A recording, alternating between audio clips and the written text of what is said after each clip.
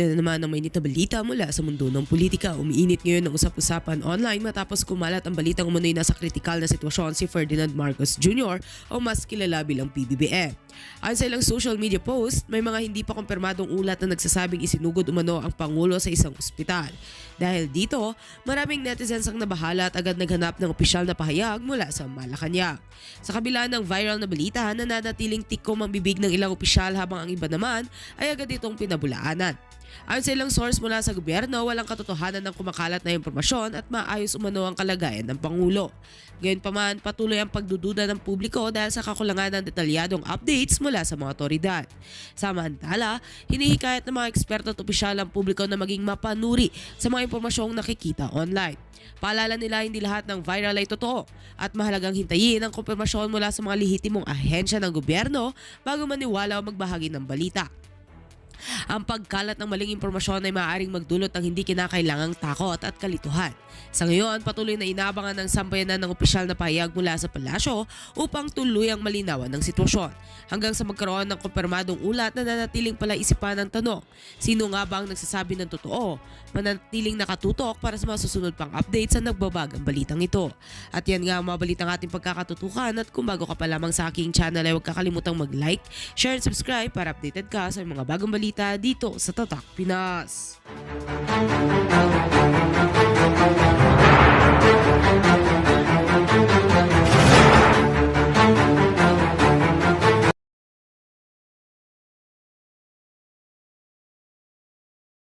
Pagsabwatan si Marcos Jr., si Trillanes, si Tambaluslos diyan sa ICC investigators. So itong mga confirmation of hearings na ito ngayon, process na lang yan. Proseso. Kasi kailangan duman sa proseso. Pero kung maipasara yung, di ba sinanksyon na nga yan ng Amerika at ng Russia, yung mga hayop na yan, kung yan ay matuluyan mawala ng ICC, makakauwi na si PRRD. So kayo, okay, ito, last shot ko to sa inyo. Kayo na mga, sabihin ko na, Senator Bongo, Senator Bato, sino pa yung mga pinangalanan? Aguirre, basta lahat ng perpetrators sabi ng ICC. Gawin nyo na ngayon. Diba? Sumama naman kayo sa travel ni PRRD nung kayo ay mga cabinet secretaries.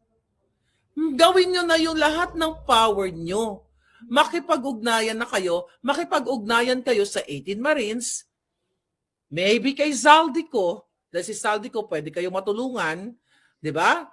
Dahil ngayon ay pareho kayong hinahabol, pareho kayong papatayin. Tugnan mo nga si Zaldico, gusto na rin siyang patayin. Dati silang magkaibigan, magkasama sila. Gawin nyo na ngayon, huwag na kayo magpatumpik-tumpik pa. Hindi makakalaya si PRRD diyan sa ICC. Kasi nga, bayad na ang mga investigators. Sabihin nyo, si Maharlika, yan. Kailan ba nagkamali si Maharlika when it comes to pag-expose dito? Ang mga nagbigay sa atin ng information, galing mismo yan. Galing mismo yan sa DOJ. Okay? Galing mismo sa DOJ yan. Okay? Si Clavano at si Remulla, okay, nakausap ng DOJ. Ng ICC investigators. Di ba, Ana? Ana Tamondong. Di ba? Hindi ka pwede makipag-anuhan kay Bangag. Tutuluyan kayo ng mga yan. Sino ang may initials na MC na may masamang balak sa Marines? MC? Hindi ako makapag-isip ngayon. Pero actually, parang hindi ko pa natapos yung ni Baligod kasi nag-on na yung ICC, no? But ganun pa man, mga kababayan, kayo, ito lang gusto ko sabihin sa'yo. Gusto nyo real talk? Real talk. Yung mga abogado ngayon na nasa ICC, nasa Hague, alam nyo naman na ginawa lang din naman kayong palamuti dyan ni Kaufman para lang masabi na mayroong legal team si PRRD. But that is bullshit. Mga kababayan, magandang pakinggan kasi lumipad na ang mga legal team na Pilipino ni PRRD sa daig. Ay wow! May pag-asa si PRRD makalaya. Nag-file na daw ang mga bigaon, ang mga alpot sa Supreme Court para ang tawag dito, para desisyonan na illegal ang pagpadala kay PRRD sa ICC. Ay wow! 'Di ba? Puro optics. But alam nila na wala silang silbi doon.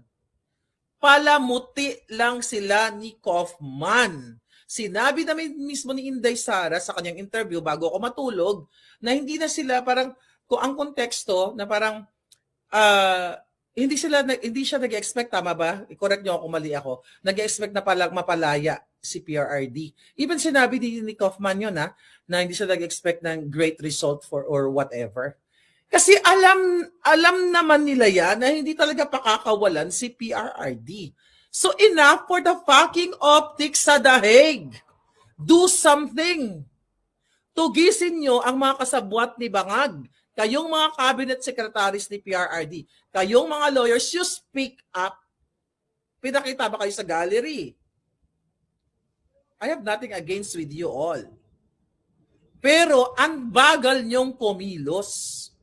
Optics, picture here, picture there, da-da-da-da-da. Then what?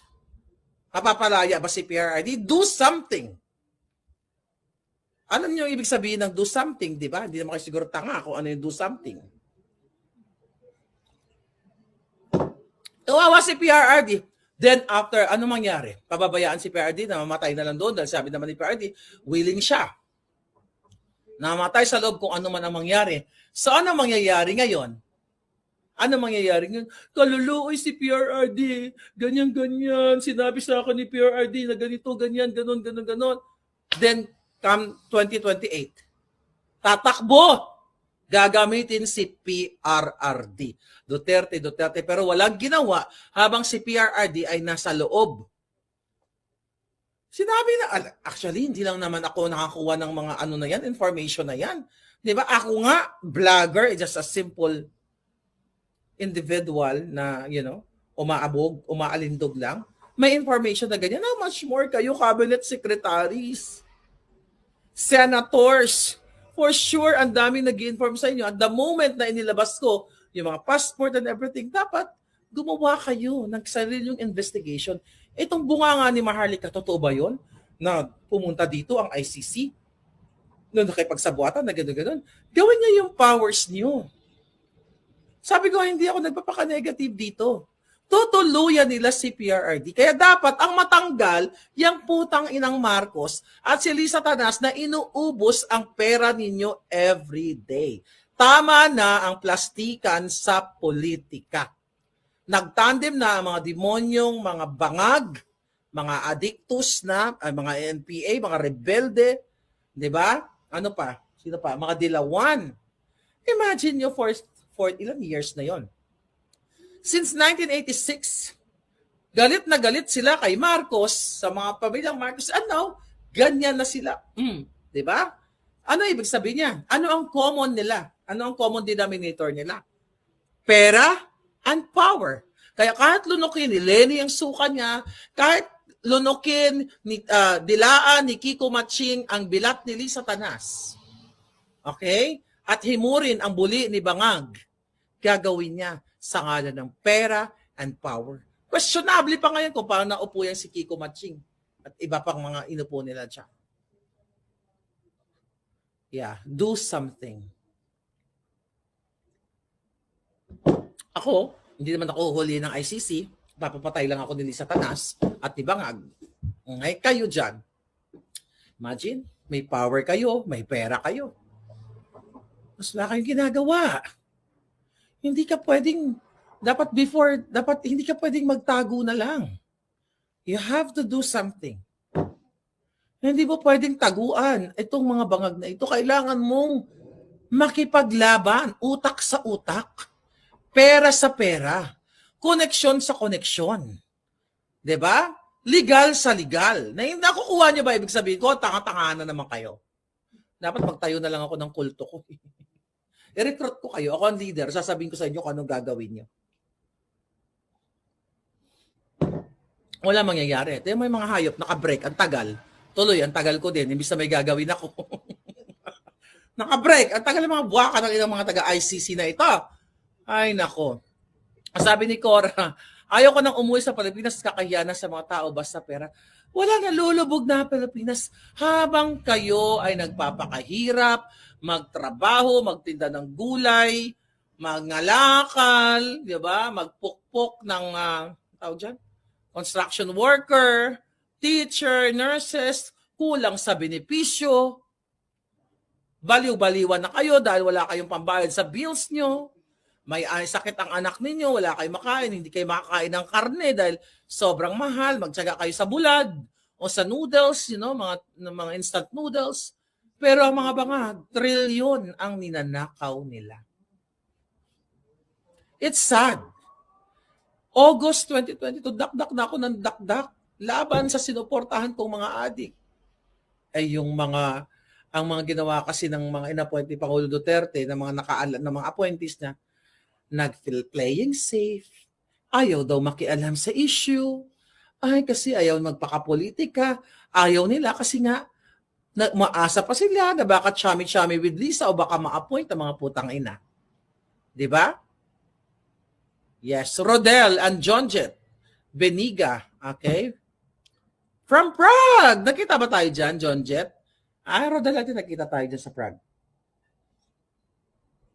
Wala na ang bayan natin kasi wala nang matapang sa bayan natin. Walang matapang na kayang suungin ang mga ginagawa ng bangag. Even mga uniform personnel, but congratulations sa 18 Marines. Kailangan nyo nang tumapang ng husto. Ilabas nyo na yan. Ako pagod na ako sa katatanggol, sa kamumura sa inyo. Pagod na pagod. Di ba wala mangyayari dyan sa ICC na yan? Believe me, ipapaputol ko ang julo ni Lisa Tanas. Wag yung ulo ko. Yung julo niya kung makakalalabas sila si PRRD. Hindi yan nila ilalabas. Sabi ko nga, yung solusyon lang ang nasa isip kung malalabas yan. Pinipaint nila si PRRD through those videos na pinresent nila. Di ba? Baligon, tumago ka na. Sabi, magtago ka na. Ba't na matatago si Baligon? Matapang din naman siya. Dapat people power ang sagot. Paano nga mag-people power? Yung iba, gusto pagkakitaan niyang na yan. Di ba? Even mga vloggers, dyan, mga alpot, mga bigaon, magpaawa-awa. Wagayway ng flag. Kawawa ang mamamayan. Wala po akong matirahan dito. Wala po akong pagkain. Putang ina. Walang magwawagi na people power kung yung mga nag-lead ay gusto ng pera. Gustong kumita. Mag-people power na nga, mangungulekta, gustong kumita. Kilala ko mga mukha nyo, mga putang ina nyo. Duterte. Alpot. May papapel-papel pa kayong tangkas, drama-drama. Tinotransport ang papel from car to Supreme Court bullshit. Hindi mapapalaya si PRRD. Kahit lunukin nyo pa ang isang bultong papel na yan, hindi nyo mapapalaya si PRRD. Dahil paid deal na yan with Bangag. And today, yesterday sa Pilipinas, ay naging vindicated na naman ang aking alindog sa aking in-expose sa inyo. O tangin na nyo ICC, ang tagal nyo May gagawin ako, visit kayo. Ang tagal ninyong magdrama ng ninyo. Ilang minutes ba ang break nila? Mga Marines, sulungan nyo, mga kasama ninyo. Wala kayo, mga Marines, kayong mga police, kayong mga army. Diba? Wala kayong kwentang nilalang sa mundong ito. Yung mga star nyo dyan, star general, pag nakita ko kayo, ipapasok ko sa buli nyo lahat yan. Mga duwag kayo. Sobrang duwag. I think andyan na yung mga hayop. Ayan.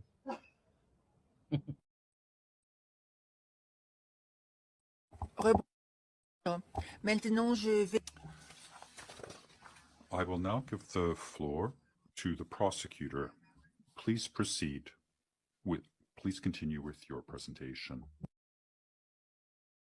Your Honours. My name is Robin Croft and I will address two topics today. First, I will present on the contextual elements of crimes against humanity.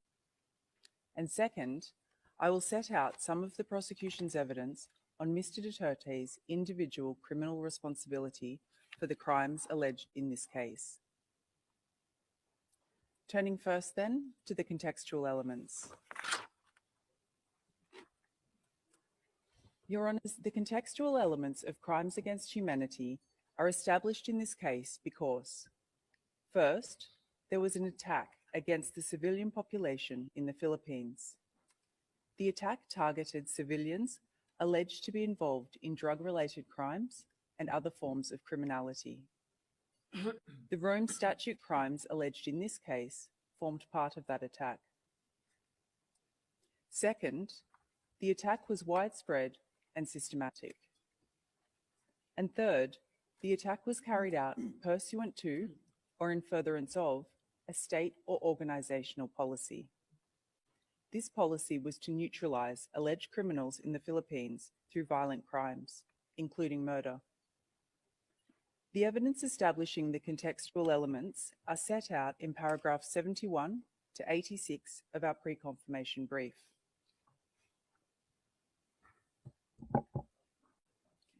In relation to the requirement of an attack, our case is that from at least the 1st of November 2011 to the 16th of March 2019, the Davao Death Squad, or DDS, and/or the National Network carried out an attack which targeted civilians alleged to be criminals. Your Honours have heard from my colleagues how from 2011 until 2016, the attack was concentrated in Davao City. Then, in 2016, when Mr. Duterte became president, he and his co-perpetrators expanded the attack nationwide.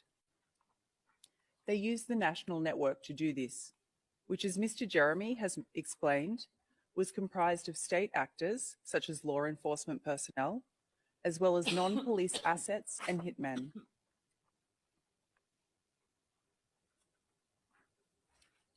Your Honours, the locations of the murders contained in counts 1 to 3 of our document containing the charges are indicated on the map on your screens. They include 76 murders, which themselves satisfy the threshold of multiple acts making up a course of conduct. However, as Mr. Nichols has noted, the crimes in count 1 to 3 are representative and emblematic of a larger killing campaign. And the prosecution relies on a range of evidence to establish that the attack was made up of thousands of killings and other violent crimes under Article 7.1. This evidence includes datasets and the statements of documentation actors, the evidence of insider witnesses, expert analysis, and the admissions of Philippine state agencies in their public reporting. I will take your honours through some of this evidence now. During Mr. Duterte's mayoral period, hundreds of civilians alleged to be criminals were killed in Davao City. On your screens is a chart with data on extrajudicial killings in Davao based on public reporting. The data is recorded at tab 116. It shows that between 2012 and 2015, there are at least 274 extrajudicial killings in Davao City. This data is corroborated by DDS insider witnesses. Several DDS witnesses say that they each killed hundreds of alleged criminals while with the DDS. Your Honours can see on this slide quotes from one DDS witness. They estimate that, I quote, between 1,500 and 2,000 people, end quote, are buried at Laud Quarry. The quarry was only one of several places that the DDS dumped bodies in and around Davao. That's at tab 37. This witness said that they personally killed hundreds of people. They described their job as the DDS as being, quote, just to kill small criminals, petty criminals. Out of the almost 300 people that I have killed, I never actually got to kill a drug lord, end quote. That's at tab 34. This witness's words make it clear that the target of the attack was people alleged to be criminals in Davao. Your Honours, another DDS witness who also killed hundreds of people said that the DDS targeted, I quote, suspected criminals in Davao City, including shabu users and pushers, end quote. That's at tab 58. Your Honours, as you have heard previously, Mr. Duterte has himself publicly admitted that he killed around 1,700 people while he was mayor of Davao City. I quote, they say I killed 700, they undercounted, around 1,700, end quote. That's at tabs 10, 10.1, 10.2.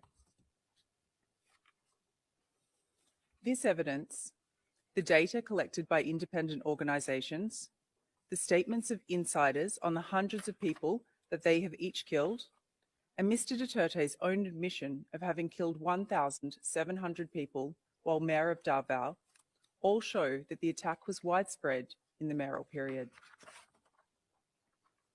And the attack continued to be widespread after Mr. Duterte became president, when it expanded across the country. The victimisation expanded, with the hundreds killed during the mayoral period becoming thousands in the presidential period. Your Honours can see a map of the Philippines on the slide. The colours which will emerge show the locations and density of the killings in the anti-illegal drug campaign. Purple dots indicate an area with 1 to 10 killings, while yellow indicates 500 killings. This is how the killings progressed throughout the presidential period.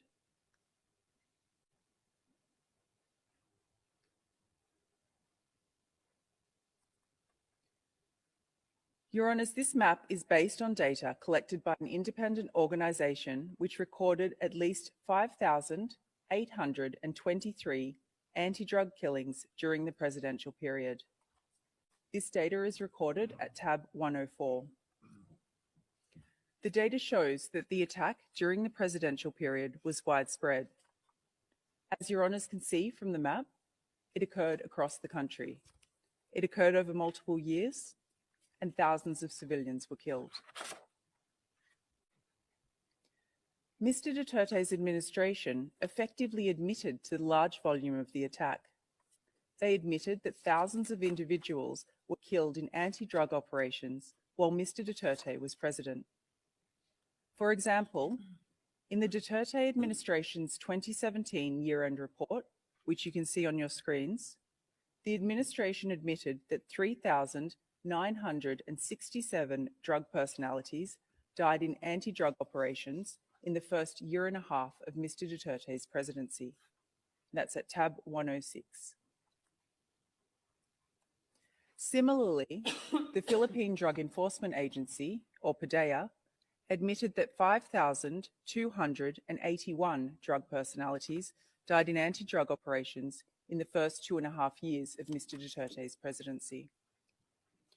This is at tab 98. These admissions corroborate the widespread nature of the attack. They show that thousands of individuals were killed. Your Honours, in addition to being widespread, the attack was also systematic from its origins and throughout the charge period. The features of DDS operations demonstrate this systematicity during the mayoral period, and these features can be found in our brief at paragraphs 35 to 36 and 88 to 98. Insider witnesses described how time and time again, killing operations followed the system set out on the screen. The same hierarchical structure was followed. As Mr. Nichols explained, the orders flowed from Mr. Duterte at the top, through a combination of other co-perpetrators, to the handler of the relevant DDS team, and finally to the physical perpetrators at the bottom, the DDS teams composed of police and non-police assets and hitmen who carried out the killings. The features of the killings were also often markedly similar. The identity or whereabouts of the victim was provided to the DDS by an informant. The perpetrators would frequently arrive to or flee the crime scene by motorcycle. They shot or stabbed their victims at close range